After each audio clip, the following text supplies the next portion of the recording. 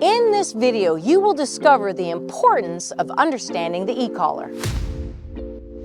When you're looking at a tool like a pinch collar or an e-collar, it's not about the size of the dog or the power of the dog. It's a way that equipment does used correctly is establish a boundary to where you can bring structure, especially for an e-collar done correctly outside of arm's reach.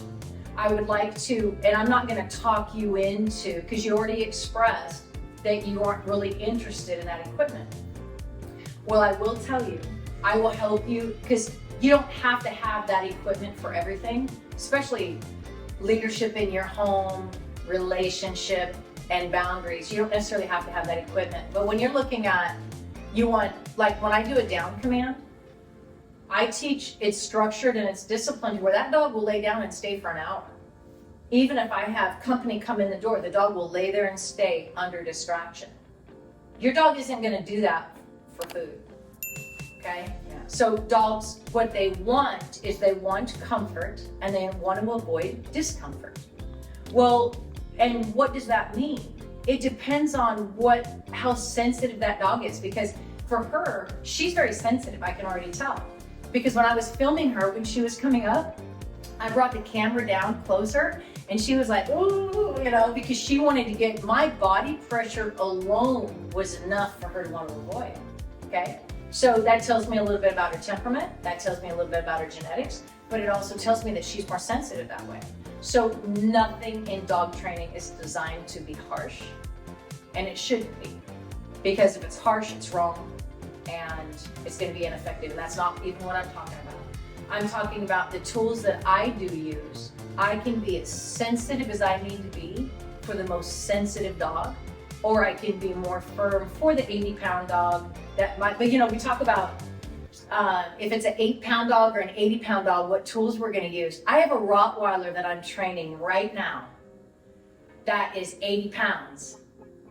And she's on a level 6 on the e-collar. Now that's not going to matter to you because you haven't felt it. But that e-collar goes from 0 to 127.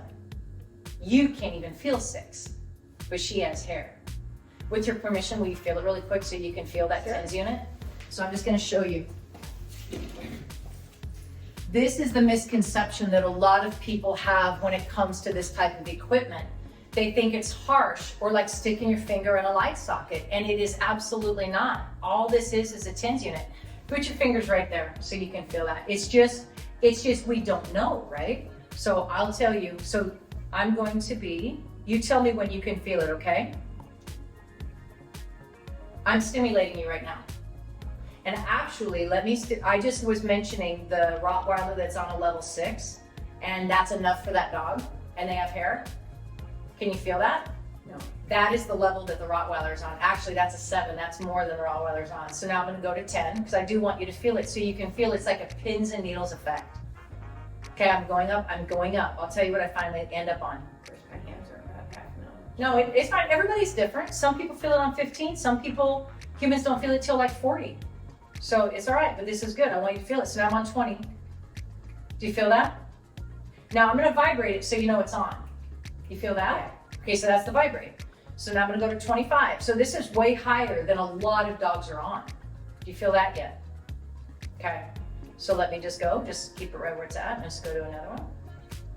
Okay, so it's all right. I'm going to keep, so that was 30. So I'm going to go to 35. There. You feel that? On my little finger. It's like a pins and needles effect, right? Okay. Thank you for letting me demonstrate this to you. Okay. This is what people need to understand.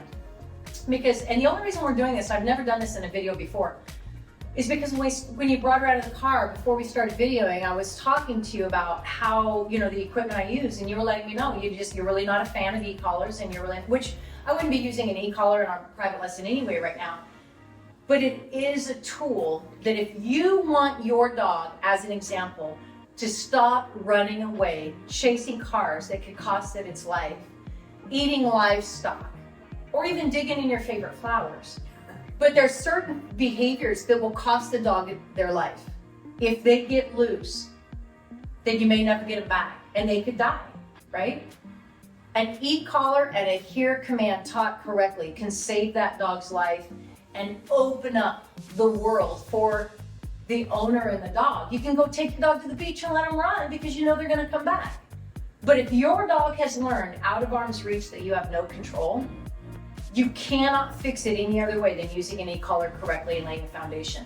Because all of the treats or the toys in the world that can be motivation for the dog to come back, if the dog sees another dog or a rabbit or a deer and goes, I want the deer more than I want that treat, or whatever it is, the dog will do what they choose to do. If they want the deer more than they want to come back to you and get a treat, they're going to chase the deer. This allows you to have control out of arm's reach when the e-collar has been used correctly and the foundation has been laid. But that's what it feels like. So whether you ever use it for her or not, now at least you have a little bit more understanding. Because when people see this, we think it's like touching an electric fence and it's that strong, blah, but it's not.